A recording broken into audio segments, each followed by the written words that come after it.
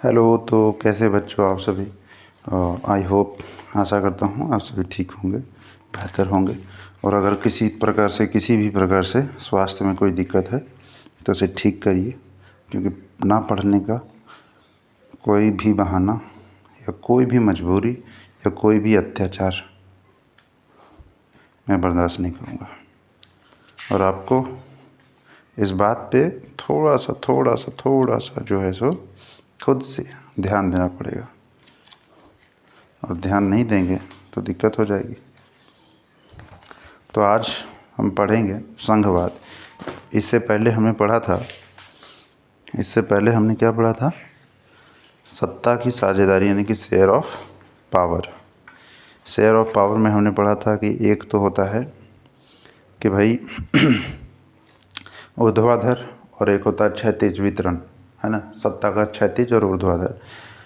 ऊर्ध्वाधर का उदाहरण क्या है कि राज्य में प्रांत सरकारें या फिर स्टेट गवर्नमेंट होती है, उसी प्रकार से केंद्र में सेंट्रल गवर्नमेंट। तो ये क्या है बेसिकली कि सेंट्रल गवर्नमेंट कहीं ना कहीं एक यूनिटरी सिस्टम में, फेडरल सिस्टम में तो नहीं, लेकिन यूनिटरी सिस्टम में स्टेट गवर्नमेंट से ऊपर का दर्जा रखती है, क्योंकि उसके पास सॉवर्निटी है, लेकिन स्टेट गवर्नमेंट के पास सॉवर्निटी नहीं है। सेंट्रल गवर्नमेंट संचार, कम्युनिकेशन, डिफेंस ये सब देखता है, लेकिन स्टेट गवर्नमेंट के पास ये पावर नहीं है। तो कहने का मतलब, तो शेयर ऑफ पावर में ये ऊर्ध्वाधर हो गया, जो वर्टिकल ऐसे जाती है। क्षैतिज में क्या होता है कि आप देखोगे कि क्षैतिज में उदाहरण ये है कि विधायिका, कार्यपालिका और न्यायपालिका। मतलब सेंटर में ये तीन अंग हैं, और तीनों के पास अपनी शक्तियां हैं। मतलब राज्य में भी वही बात है और केंद्र में भी क्षैतिज सत्ता का वितरण है, राज्य में भी क्षैतिज सत्ता का वितरण है। लेकिन जब हम कहते हैं ऊर्ध्वाधर, तो कम और ज़्यादा या अधीनता के आधार पर हम कहें कि कौन किसके अधीन, तो ऐसे ऊर्ध्वाधर, है ना, कि हम 10 लोगों को ऑर्डर देंगे, वो काम करेंगे। This is a kind of vertical distribution of power. लेकिन हम यहाँ जो पढ़ने जा रहे हैं वो एक और इम्पॉर्टेंट चीज़ है, वो शेयर ऑफ पावर। मतलब कि एक देश में बहुत सारे लोग रहते हैं, भिन्न भिन्न समुदाय रहते हैं, और मुख्य रूप से उन समुदायों के बीच में शक्ति का वितरण बहुत ज़रूरी होता है ना। जैसे कि हमने अपने इस कहानी में पढ़ा था कि बेल्जियम और श्रीलंका, ये जो दो देश का उदाहरण हमने लिया। बेल्जियम में जहाँ तक है कि भिन्न भिन्न भाषा समूह के लोग रहते थे, डच, फ्रेंच, है ना, जर्मन। तो एक देश में जब कई होते हैं और उनकी संख्या, जैसे कि मान लीजिए कि बेल्जियम के केस में 40% लोगों ने 60% रिसोर्स पर कब्जा जमा रखा था। तो ये जो इनडिफरेंस है, या फिर आप कह सकते हैं कि इनजस्टिस फील होने लगता है, उसमें कहीं ना कहीं हमें एक समानता लाने की ज़रूरत है। तब जा कर के हम शेयर ऑफ पावर का असली मतलब समझ पाते हैं। और शेयर ऑफ पावर की डिमांड ही इसलिए होती है क्योंकि समाज में भिन्नता है, चाहे वो भिन्नता जोग्राफिकल फैक्टर की वजह से हो, चाहे वो भाषा या संस्कृति की वजह से हो, आपको सत्ता में साझेदारी देनी पड़ती है। तभी जा कर के एक राष्ट्र या एक राज्य संगठित होकर के आगे चल सकता है, और नहीं तो अन्यथा वो विखंडित हो जाएगा। श्रीलंका के केस में देखिए, यहाँ पे सिंहाली और तमिल समुदाय के लोग रहते थे। तो सिंहालियों ने अपना दबदबा जमाया और तमिलों को पीछे छोड़ दिया। और तमिलों में भी दो प्रकार के किस्म, जो कि पहले श्रीलंकाई मूल के तमिल और दूसरा भारतीय मूल के तमिल, तो इसमें भी डिस्ट्रीब्यूशन था। तो तमिलों को एकदम से एक्सक्लूड कर दिया।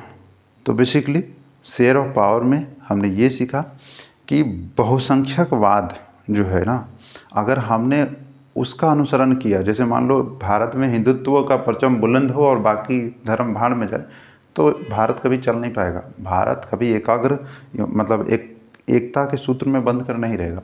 So basically share of power ये एश्योर करता है कि हर समुदाय को उसका हिस्सा मिले, उसका संसाधन का हो, शक्ति का हो, जो भी हो मिले।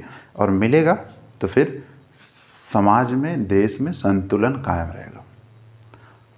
और लोकतंत्र का शायद ये भी मतलब है कि हमें किसी भी हाल में किसी भी लोगों के साथ मैंने अन्याय नहीं होने देना चाहिए।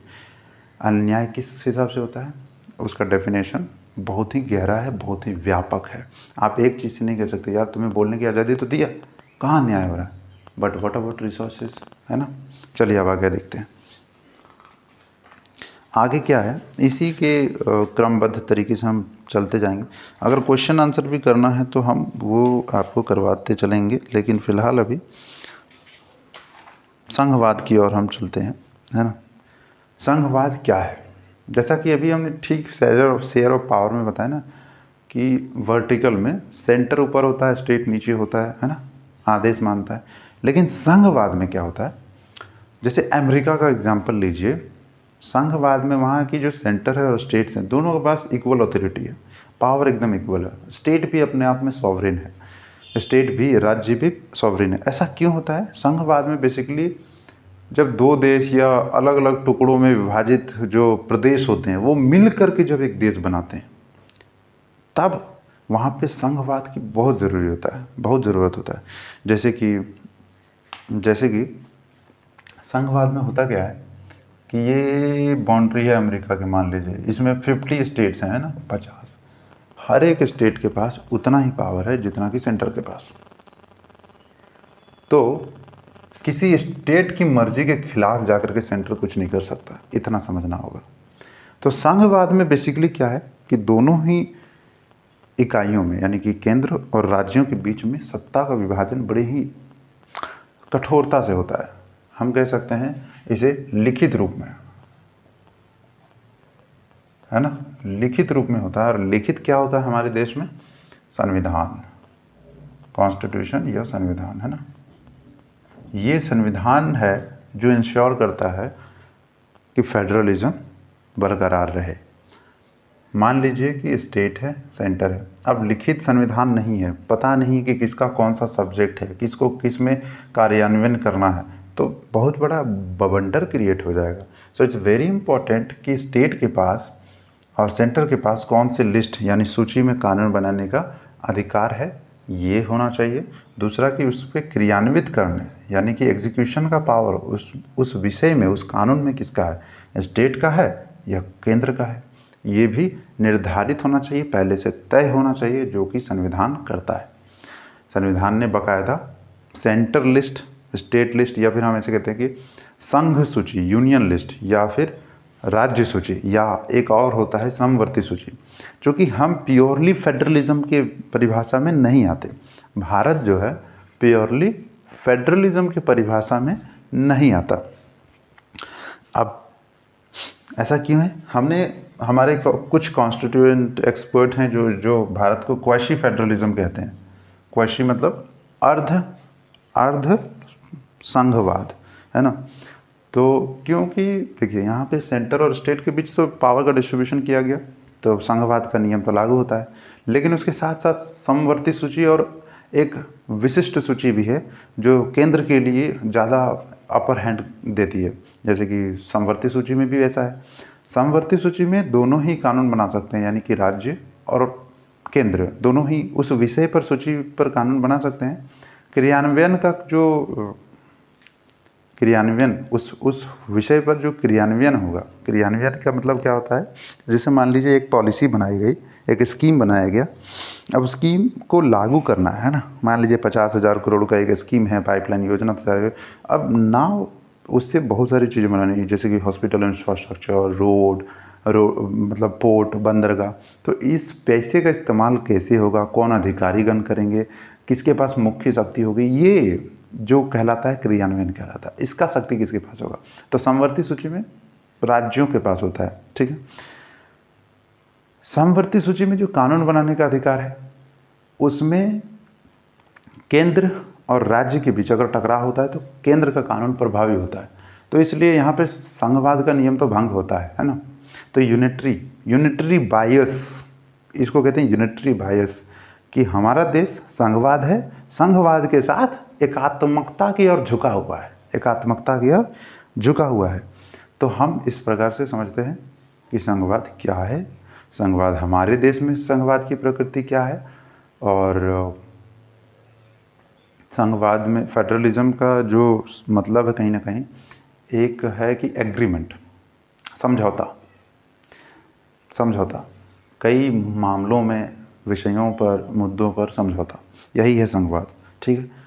इसके अलावा हमने जो कहा विशिष्ट सूची, जो बचा हुआ रह गया जितना भी विषय जो भी तीनों सूची में शामिल नहीं है, संघ, राज्य और समवर्ती, वो एक विशिष्ट सूची में बचा हुआ है और उसमें कानून बनाने का इकलौता हक केवल और केवल केंद्र सरकार के पास है। समझ में आ गया। इसके अलावा हमारे पास यूनियन टेरिटरीज हैं जहाँ पे इकलौता हक किसका है, केंद्र सरकार का है। ऐसे क्षेत्र सामरिक दृष्टिकोण से बहुत महत्वपूर्ण होते हैं और इनमें राज्यों का उतना दबदबा नहीं चलता, केंद्र सरकार का ही चलता है मुख्य रूप से। तो वो तो संघवाद का नियम का भी एक थोड़ा सा कह सकते हैं कि हम, तो ये था कुछ मिला करके आपका संघवाद, है ना। संघवाद में जो और कुछ समझने लायक चीज़ है